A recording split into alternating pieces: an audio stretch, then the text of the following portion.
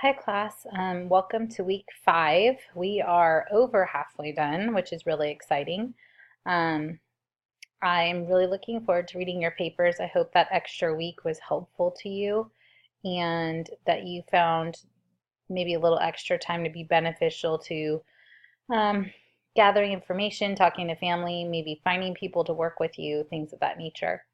I know that wasn't maybe easy for all of you, and I appreciate your willingness to try.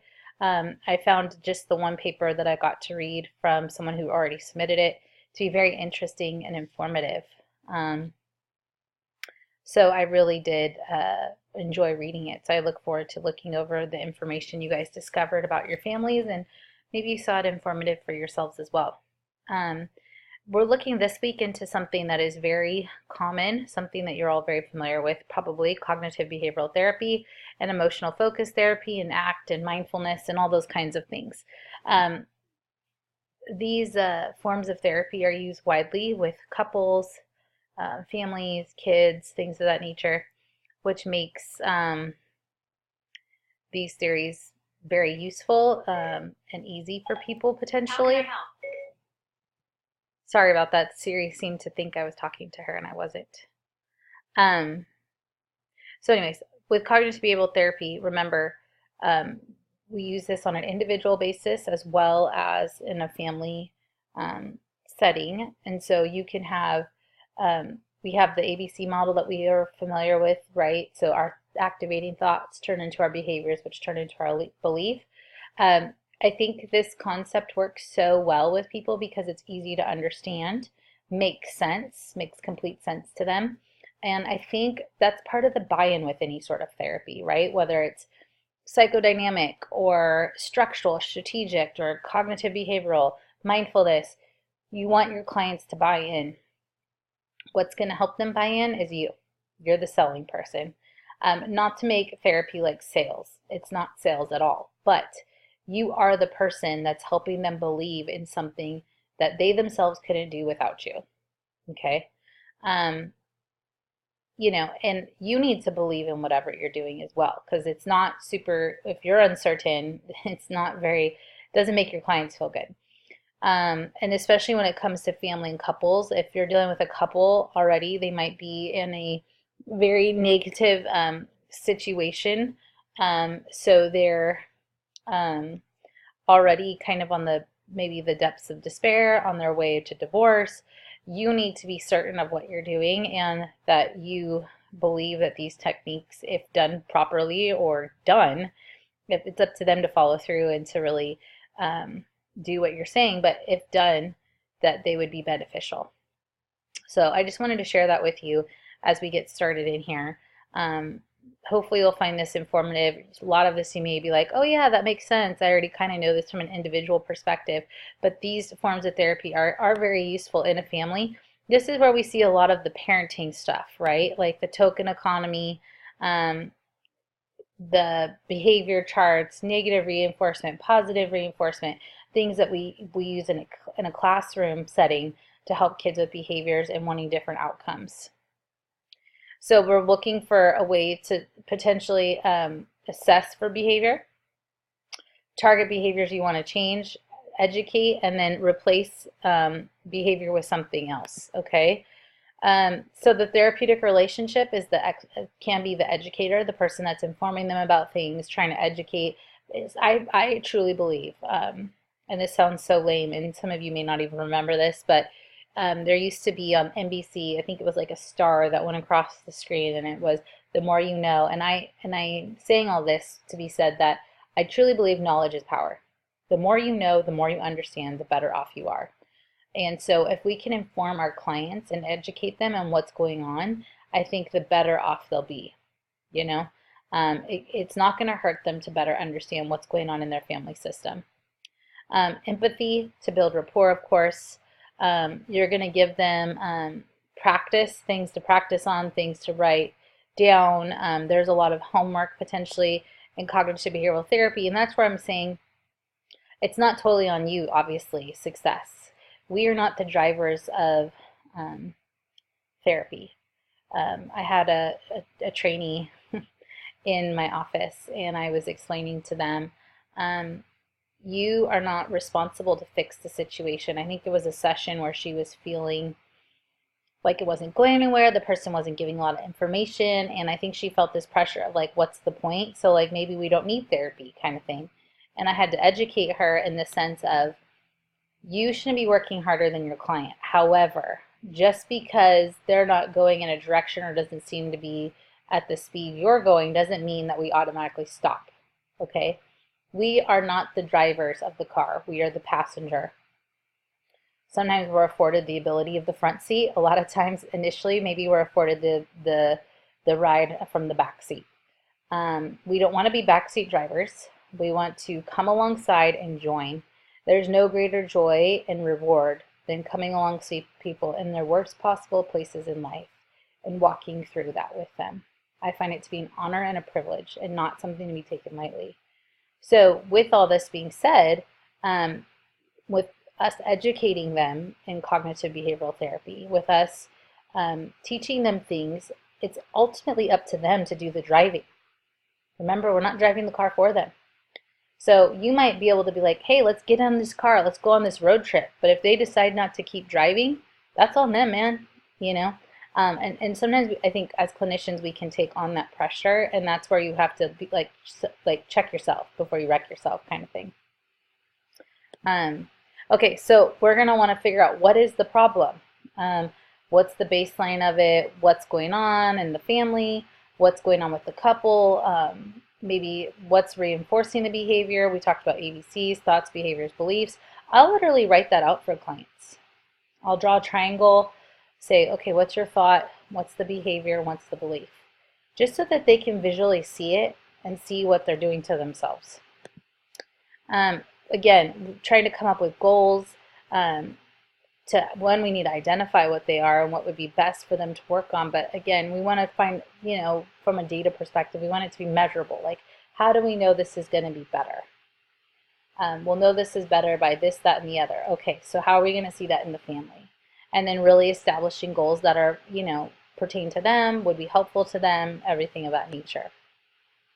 So we talk about classical conditioning, Pavlov and the dog, right? So the dog hears the bell and automatically starts salivating because he's used to getting food, that whole kind of thing.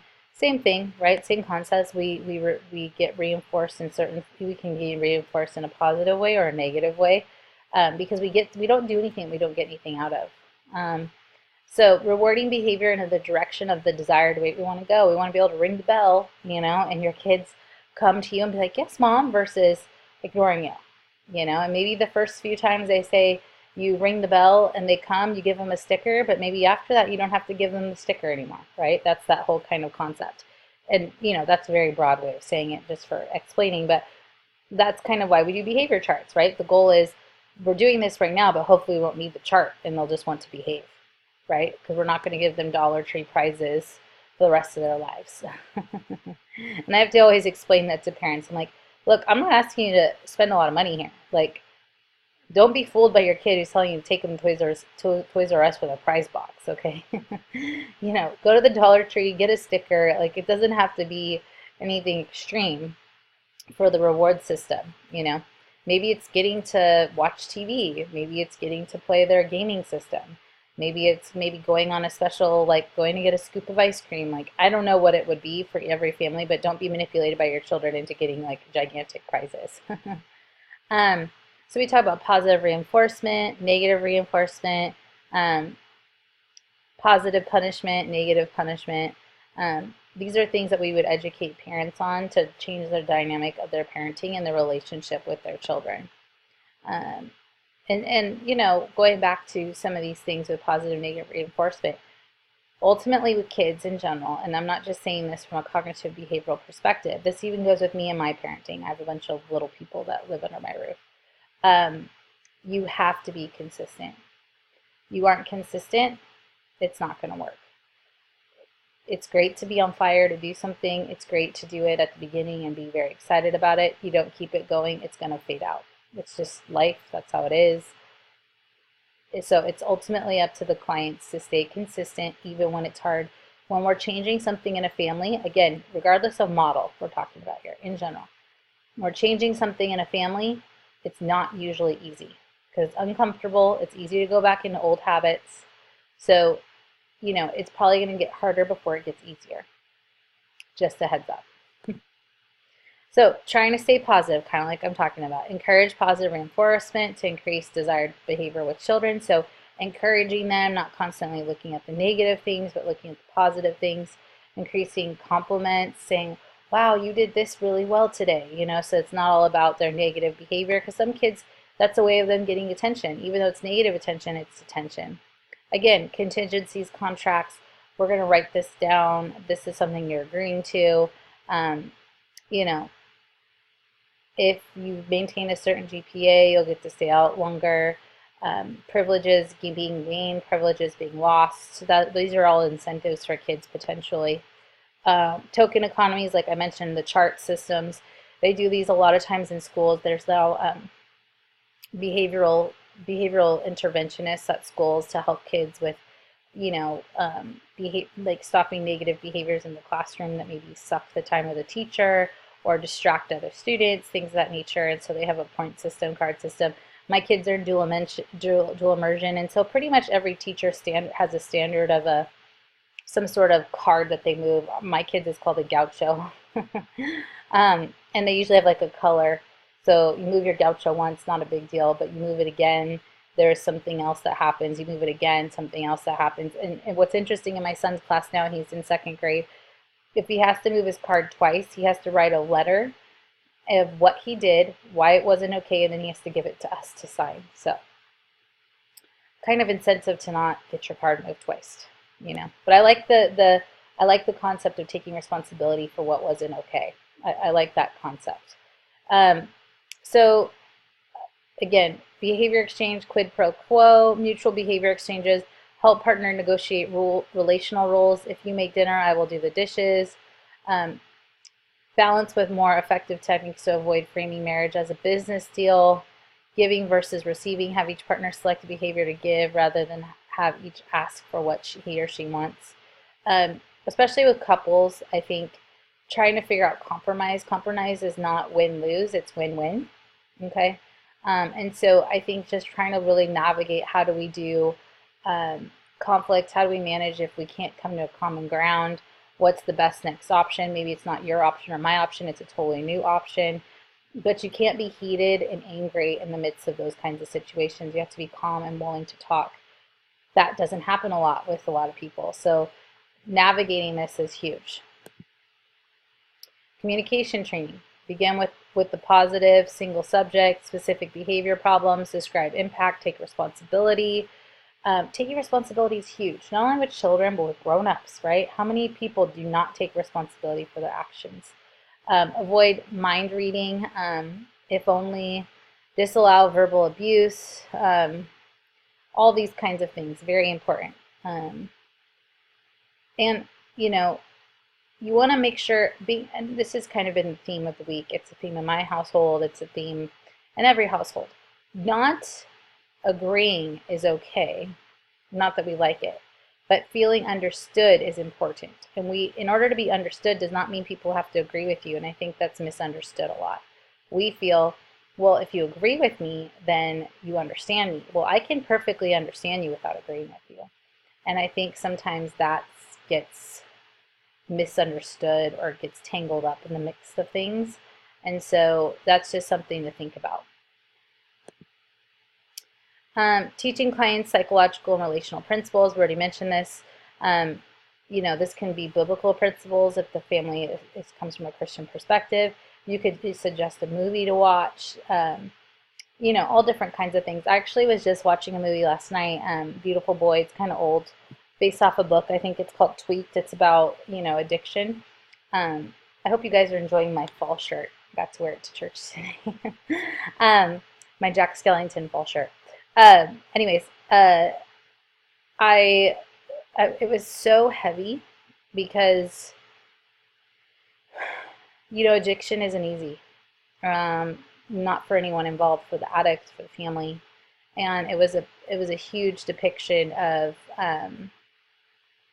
it being played out for the life of a family.